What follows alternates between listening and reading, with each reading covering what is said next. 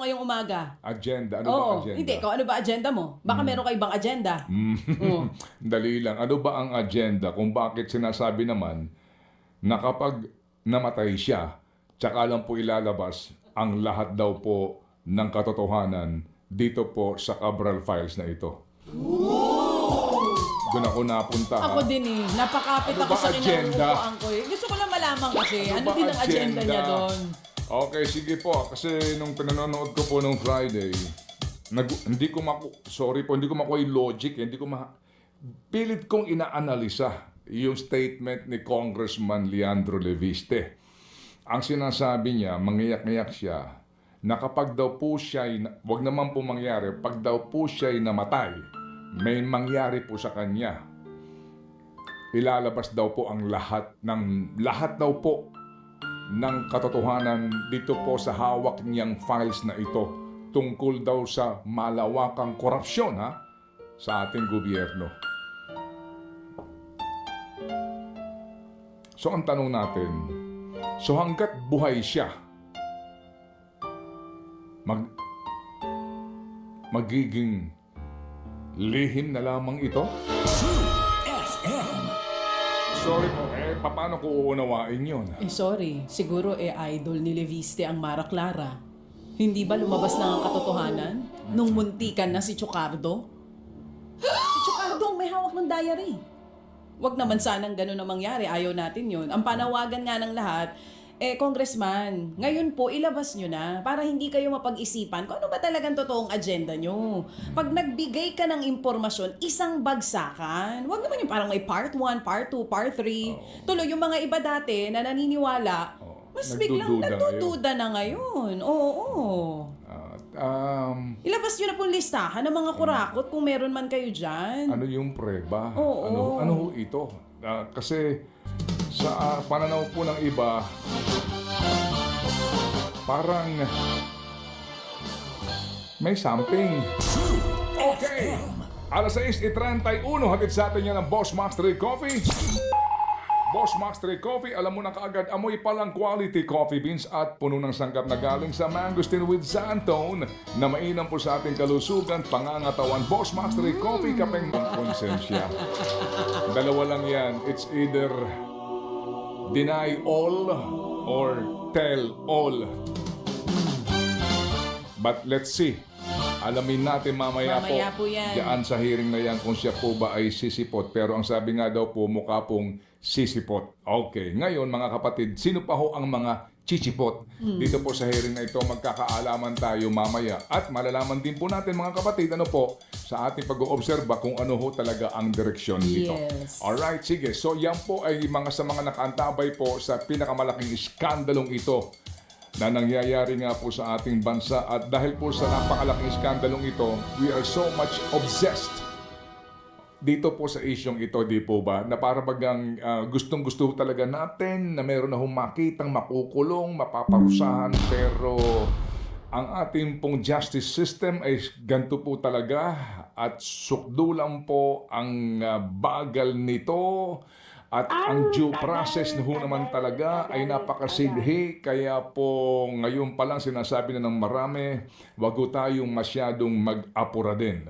Dahil kapag daw inapura, baka po mauwi sa dismissal. Tama. Ang tanong lang dyan, gaano po ito katagal? Hindi ho natin sure kung gaano katagal. Pwede namang wag masyadong mag-apura, pero Sige. okay lang ba humiling din tayo ng wag din masyadong mabagal? Wag din naman masyadong matagal. Yung sakto lang naman. Pakikita natin kung gaano kahusay ang hudikatura. Yun lang naman po ang hiling namin. Yan Para ang na masipagin kami mag-ambag sa pondo ng bayan. Yan po ang dating, ang tinig po ng dating punong maestrado. Kasi nga po sa gitna ng lahat ng ito mga kapatid, ito po yung issue na palagay ko po, ang taong bayan ay hindi po dapat, ito hindi dapat ipinagwawalang bahala o wag po tayong mawala ng interest dito.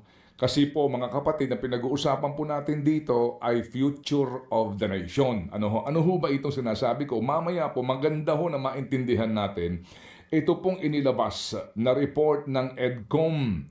Mga kapatid, as you very well all know, nagtayo po ng isang Congressional Commission on Education. Ito ho yung EDCOM 2 na, pangalawa na po ito. At sila pong gumagawa ng malalimang pag-aaral sa sitwasyon po ng ating edukasyon, lalo na po sa elementary at secondary. Alright. Ang sinasabi po sa balitang ito, yung pong mga Pilipinong, itong ating mga kabataan po, magmula sa elementary hanggang sa high school, sa kanila pong ginawang pag-aaral, in practical terms ito lang girl, only 4 out of 1,000 senior high school students demonstrate the skills expected of them after more than a decade in the classroom. Yung pong binabanggit po na proficiency. At dito po mga kapatid, ating papaliwanag ano ho bang ibig sabihin nito, ano ho bang kahulugan nito, at ang kanila pong supposed to be findings point by point, and then yung kanilang rekomendasyon. Yes. How to solve this problem. Ano ba ang kahalagahan nito? Abay, sandali lang, baby girl, ha? Kasi ang pinag-uusapan natin ngayon, skandalo, di ba? Ang ating pong mga nangyayari ngayon na nakawan sa pera ng bayan. Sino ho ba ang mga nagnanakaw sa pera ng bayan? Yung mga, sorry po, hindi naman lahat, mga leader ng bayan. Mga leader po natin. Ito ho kasing pinag-uusapan natin na henerasyon, ang future leaders ng bayan. And then, sino ho ba ang pipili sa mga future leaders ng bayan kung hindi ito rin pong future na ating pong mga mamamayan na magiging botante eventually? So, pinag-uusapan po natin dito ay talino at kakayahan ng mga kabataan na mag-analisa at gamitin po ang kanilang isip para po sa paghaharap sa mga importanteng isyong pambayan, hindi lang po sa academics, no? Yung proficiency to understand. Kasi po, ang pinag-uusapan din dito ho sa EDCOM na ito, maliban doon po sa pagbabasa, pag-mathematics po na simple, add, subtract, divide, ano po, ang sinasabi po dito ay yung kakayahan na maunawaan ang mga bagay-bagay. Yan po yan, ha? So girl, yan po ang kahalagahan nito. Kapag ito hindi natin pinansin at hinayaan na lang po, at kumbaga wala ho nakatutok dito, bukas makalawa, itong mga future leaders, magiging ganun pa rin. At ang future voters, ganun pa rin po ang pagpili.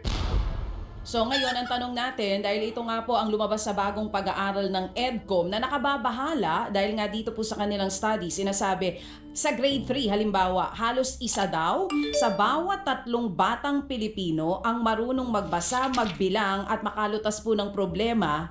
Sila lang yung itinuturing na proficient. Isa sa bawat 3 batang Pilipino. Pero, meron nakalagay na pero dito, pagsapit ng senior high school, tuluyan daw po itong naglalaho. Ibig sabihin, habang pataas ng pataas yung baitang po ng ating mga estudyante sa pampublikong eskwelahan, mas hindi sila natututo. Imbis na dapat nadadagdagan po ang kanilang kaalaman, lumalabas na hindi lumalawak. Ito nga pag-iintindi, mapa-English man o sa math, nitong ating mga kabataan. Kaya ang tanong ngayon dito, Manong Ted, anong solusyon dito ng gobyerno? Sinasabi nila, ito daw pong pag-aaral na ito, hindi na bago. Yung learning loss natin, matindi na. But for the longest time na ito ang problema, ito na ba ang administrasyon talaga na susolusyon sa problema natin sa edukasyon? Lalo pa ngayong taon ay napakataas po talaga ng budget natin dito.